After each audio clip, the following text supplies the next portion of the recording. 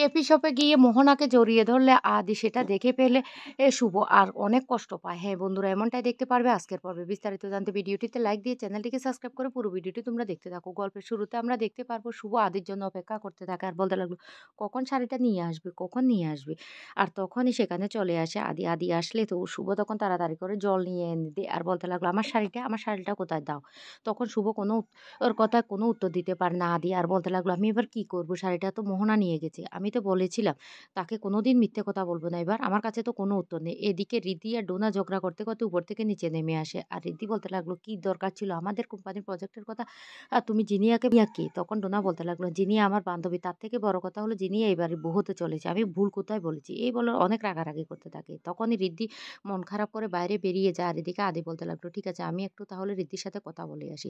অন্যদিকে শুভর শাশুড়ি বলতে লাগলো এটা তো ভুল করেছি, রুনা মেয়েটা যে কখন বুঝবে নিজের ভালো মন্দ সেটাই তো বুঝতে পারছি না। এদিকে শুভ মোবাইলে মেসেজ করতে থাকে আদিকে আর বলতে লাগলো শাড়ি লাগবে না, আমি পুরনো শাড়ি পরে যাব, তুমি তাড়াতাড়ি বাড়িতে চলে আসো। আর এই কথাটা মেসেজ করতে না করতে একজন লোক এসে একটা ফুলের তোড়া আর একটা চিঠি দিয়ে যায় আর সেটা শুভ খুলে দেখতে পায় সেটা মোহনা পাঠিয়েছে। তখনই শুভ খুব কষ্ট পেতে থাকে। এদিকে আকাশ সেন তার সমস্ত গিফটগুলি যখন দেখছিল তখন তারই মাঝে শুভর দেওয়া একটা গিফট দেখতে পায় আর বলতে লাগলো শুভলক্ষ্মী থ্যাংক ইউ, আমার বার্থডেতে তুমি গিফট পাঠিয়েছো। তখনই ফোন করে শুভলক্ষ্মীর মোবাইলে আর সেই মোবাইলের ফোনটা রিসিভ করে আকাশ সেনের আদির মা তখন বলতে লাগলো আমি আদির মা। তখনই এই আকাশ সেন বলতে লাগলো তাহলে শুভলক্ষ্মীকে বলে দেবেন আমার বার্থডেতে গিফট দেওয়ার জন্য তাকে অসংখ্য ধন্যবাদ। এই কথা শুনেই শুভর শাশুড়ি মনে মনে কষ্ট পেতে থাকে আর বলতে লাগলো শুভ এই কাজটা একদম ভালো করেনি। এদিকে আদি বাড়ি ফিরে আসে আর সাথে শাড়ি নিয়ে আসে। তখন শুভলক্ষ্মী খুব খুশি হয়ে যায় আর তারপরে দুজন রেডি হয়ে কফি শপে যাওয়ার জন্য রওনা দিয়ে দেয়। এদিকে আগে থেকে কফি শপে চলে এসেছে আকাশ সেন আর মোহনা আর আকাশ সেন মোহনাকে বলতে লাগলো তুই সব সময় এভাবে হাসি খুশি থাকবে, আমি শুধু এটাই চাই। তখন দুজন খুব গল্প আড্ডা দিতে থাকে। হঠাৎ করে আকাশ সেন দেখতে পায় শুভকে আর বলতে লাগলো শুভলক্ষ্মী এখানে।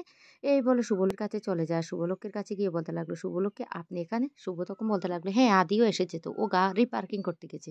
তখন আকাশ সেন বলতে লাগলো আসুন আমরা এদিকে আসুন। এদিকে একে অপরের দিকে তাকিয়ে থাকে মোহনা আর শুভ, দুজনের পরনে একই কালারের শাড়ি। তখনই আকাশ সেন বলতে লাগলো আপনাদের দুজনের শাড়িগুলি না দেখতে একরকম মনে হচ্ছে। তখনই শুভ বলতে লাগলো একরকম মনে হচ্ছে না, একরকমই। আচ্ছা মোহনা তোমাকে শাড়িটা কে দিয়েছে? মোহনা তখন বলতে লাগলো আমার এক বন্ধু। আর শুভ তখন বলতে লাগলো এটা তো আদি আমাকে গিফট করেছে। আর এই কথার মধ্যে হঠাৎ করে মোহনার মোবাইলে একটা কল চলে আসে আর মোহনা কথা বলতে বলতে দরজার সামনের দিকে চলে গেলে তখন আদি ঢুকেই দেখতে পায় মোহনাকে আর সে ভেবেছিল সেটা শুভ আর পিছন থেকে তখনই জড়িয়ে ধরে ফেলে।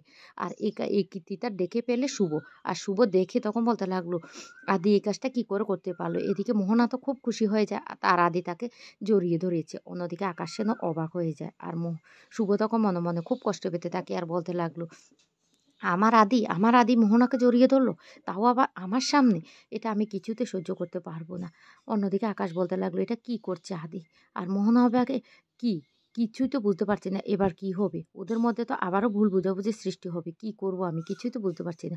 আকাশ সেনও তখন অবাক হয়ে যায় আর আকাশ সেন বলতে লাগলো এই আদি এদিকে আদি ওইদিকে তাকাতে দেখতে পায় শুভকে। তখন আদিও ভয় পেয়ে যাওয়ার বলতে লাগলো এবার শুভকে আমি কি করে বুঝাবো, আমি তো ভুল করে শুভ ভেবে ধরে ফেলেছিলাম। আর এদিকে শুভ খুব কষ্ট পেয়ে অবাক দৃষ্টিতে তাকিয়ে থাকে আদির দিকে। তো বন্ধুরা দুজনের মধ্যে কি আবারও ফাটল ধরবে সেটাই তোমরা দেখতে পারবে আগামী পর্বে।